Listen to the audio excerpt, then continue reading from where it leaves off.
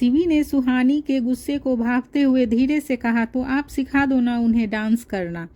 यह सुनकर सुहानी ने उसे टोंट मारते हुए कहा, ना बाबा ना, मैं इन्हें डांस करना सिखाऊं, मुझे अब और अपने पैर पर कुल्हाड़ी नहीं मारनी। यह कहते हुए उसने शिवी की तरफ देखा जो मुंह लटकाए खड़ी थी, पर सुहानी ने उसके कंधे पर हाथ रखते हुए पूछा, क्या तुम्हें डांस करना है? शिवी ने चश्मे के पीछे छुपी अपनी दो खूबसूरत आंखों में डर समेटे हुए कहा, पर भाभी भाई।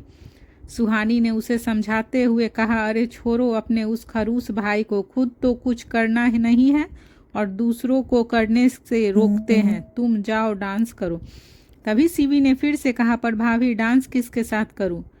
शिवी ने जानबूझकर सवाल सुहानी से पूछा क्योंकि वह खुद रिहान को डांस के लिए नहीं कह सकती थी।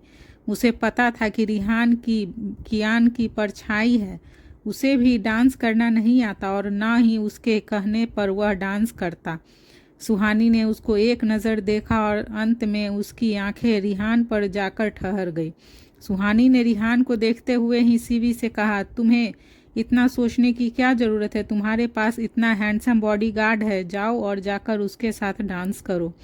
शिवी ने रिहान को मुंह बनाकर देखते हुए कहा, भाभी वह तो खड़ूस है, मेरी नहीं सुनेंगे, वह सिर्फ भाई की सुनते हैं।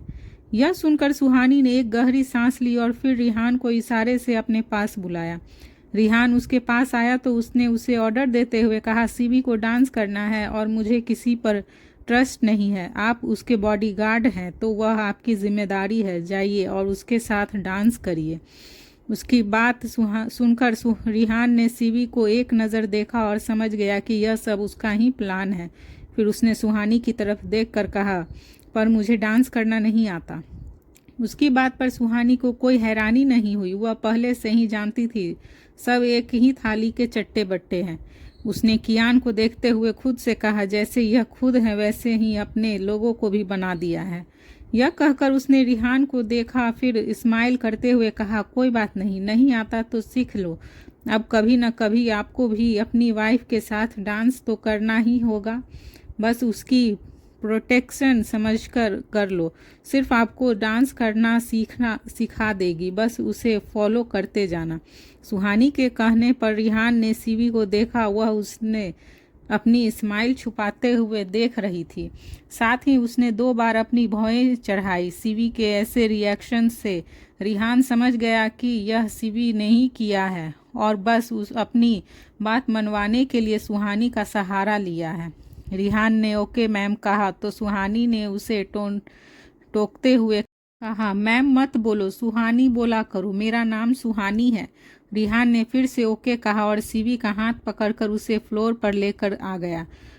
अब वहाँ 2 परफेक्ट मैचिंग कपल डांस कर रहे थे। आशु सुहानी के पास खड़ी चारों को देख रही थी और सुहानी मन ही मन कियान को कोस रही थी। उसका भी मन था उसके साथ डांस करने का, पर वह चाहकर भी यह नहीं कर पा रही थी। तभी उसकी नज़र अपने मामा अनंत पर चली गई। सुहानी ने एक नज़र कियान को देखा तो वह किसी से बात कर रहा था। उसने फिर सबको देखा तो सबकी नज़रें राहुल और रिहान पर थी जो स्वाति और शिवी के साथ डांस कर रहे थे। सबको देखकर सुहानी ने अपने कदम अनंत की तरफ बढ़ा दिए। वह उसके बगल में जाकर खड़ी हो गई और डांस फ्लोर की तरफ देखते हुए उसने कहा, मुझे आपसे बात करनी है मामा जी। अनंत उसकी बात सुनकर सभी को देखते हुए दूसरी तरफ जाने लगे जहां कोई नहीं था और उस ओर किसी का ध्यान भी नहीं था। वह हल्का अंधेरा भी था। उनके जाने के बाद सुहानी भी उनके पीछे पीछे चली गई। तभी अनंत ने उसे देखते हुए कहा, बताओ क्या बात करनी है तुम्हें? जिस पर सुहानी ने कहा, मामा जी वे लोग मुझे ढूंढ रहे हैं, उन्हें पता चल गया है कि मैं जिंदा हूँ। अनंत ने उसे समझाते हुए कहा, उन्हें एक न एक दिन तुम्हारे बारे में पता चलना ही था और जब खुराना को तुमने मारा तभी तुम शक के घेरे में आ गई थी। उसकी बात सुनकर वह कुछ सोचने लगी, फिर उसने सोचते हुए ही कहा, टाइम बहुत कम है और काम बहुत सारे, मुझे कैसे भी करके डायरेक्टर की चुनाव की मीटिंग होने से पहले उनके खिलाफ सारे सबूत इकट्ठे करने हैं, उन्हें एक्सपोज करना है और उन्हें सज़ा देनी है। पर अगर इस बीच उन लोगों ने मुझे ढूंढ लिया तो वह मुझे मार देंगे। मामा जी, मेरा रिवेज अधूरा रह जाएगा। मैं उन्हें मारे बिना मरना नहीं चाहती। यह कहते हुए उसकी आवाज़ भारी हो गई थी। तभी अनंत ने उसे फिर से समझाते हुए कहा, तुम्हें कुछ नहीं होगा बेटा, मैंने आज तक तुम्हें सबसे बचाया है, आगे भी बचाता रहूँगा। तुम मेरी बहन की आखिरी निशानी हो, मैं तुम्हें कुछ नहीं होने दूंगा आरू। यह सुनकर सुहानी ने खुद को सख्त करते हुए कहा, सुहानी मामा जी, मेरा नाम सुहानी है। आपकी आरू उस रात आग में जलकर मर चुकी है। आपके सामने जो है वह सुहानी है। उसकी बातों से झलक रहे दर्द को अनंत समझ रहे थे। उन्होंने उसके सिर पर हाथ रखकर उसे दिलासा दिया। उधर डांस फ्लोर पर रिहान सीवी को फॉलो करते हुए डांस कर रहा था। म्यूजिक भी अच्छा चल रहा था जिसमें माहौल बन गया था। उन्होंने सीवी के कान में धीरे से कहा, आखिर तुमने अपने मन की कर ही ली। रिहान की बात पर उसने एटीट्यूड दिखाते हुए कहा, सीवी ओबरॉय जो चाहती है वह करके रहती है। वह उसकी बात सुनकर स्माइल करने लगा। थोड़ी देर बाद फंक्शन खत्म हो गया था। ज़्यादा देर हो गई थी, इसीलिए स्वाति, आशु और उसकी फैमिली विला में ही रुक गई थी। सभी मेहमानों के जाने के बाद वे चारों हॉल में बैठी थी। आशु ने एक्साइटेड होते हुए पूछा, वैसे अब अगला नंबर किसका है? उसके सवाल पर उसने उसे कन्फ्यूज़न होकर देखा। उसने सबको समझाते हुए कहा, मेरा मतलब है शादी का। अब अगला नंबर किसका है? स्वाति दी और राहुल भाई की शादी तो कुछ ही दिनों में हो जाएगी, उसके बाद किसकी शादी होगी? यह सुनकर सीवी ने कहा, उसके बाद हम तुम्हारी शादी करवा देंगे, तुम बस एक लड़का ढूंढ लो। सीवी के यह कहने पर आशु को उस रात की याद आ गई जब उस अनजान लड़के ने उसे बचाया था।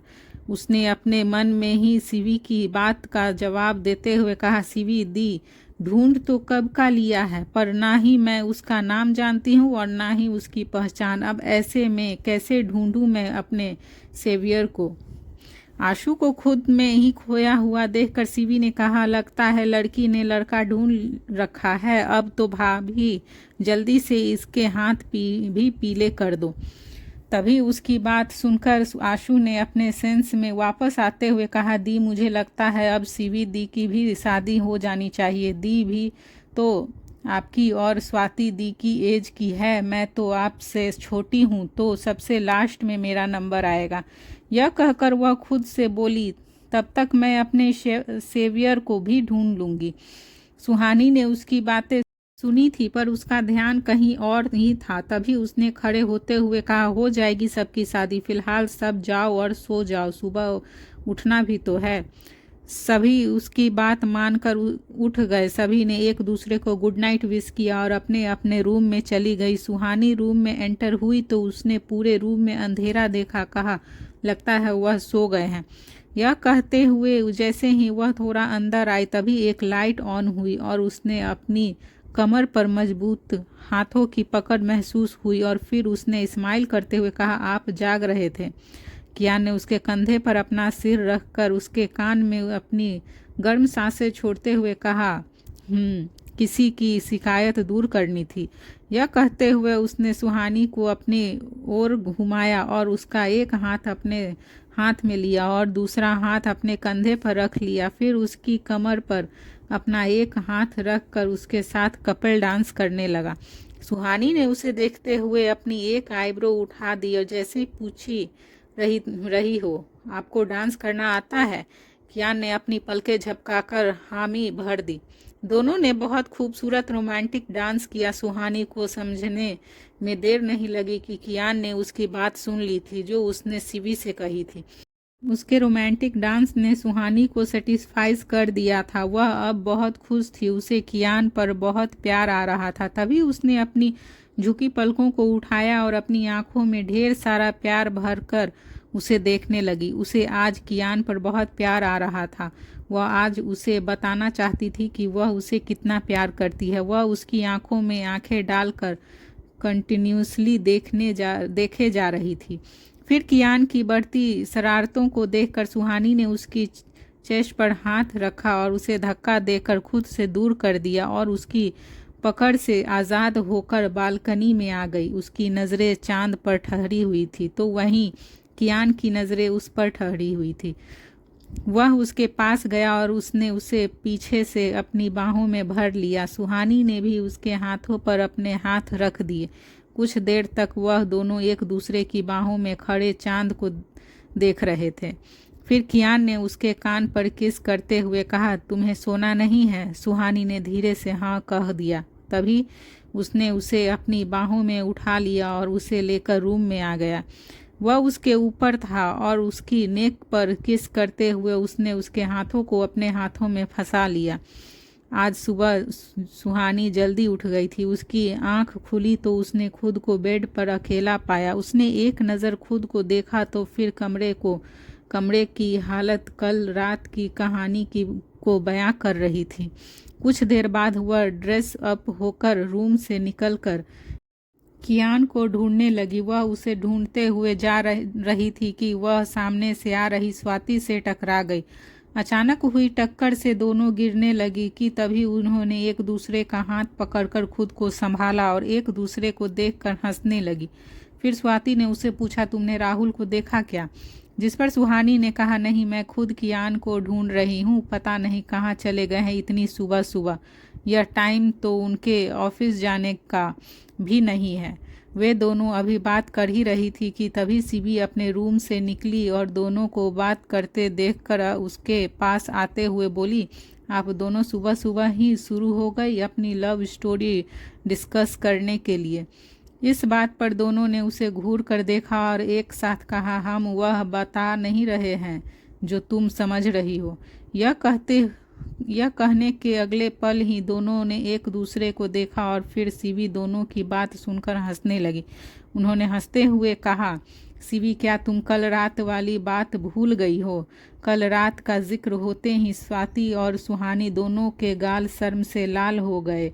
फिर अब तभी सुहानी ने उसकी बातों को अपने माइंड में रिवाइज किया और मन में ही कहा, सीबी ने सिर्फ स्वाति का ही नाम लिया, इसका मतलब इससे मेरे बारे में कुछ नहीं पता है। तुम भी ना? सुहानी खामाखा डर जाती है। खुद को डांट कर उसने सीबी का साथ देते हुए कहा, कल रात क्या हुआ था? कल रात? यह सुनकर स्वाति उसे घूरने लगी तो वहीं सीबी ने आंखें बड़ी करके एक्साइटेड होकर कहा, अरे भाभी, यह पूछो क्या नहीं हुआ कल रात? हमारे विला में बहुत सारी ऐसी जगह है जहाँ कोई आता जाता नहीं, पर फिर भी कुछ लोगों को किचन ही मिला था रोमांस करने के लिए।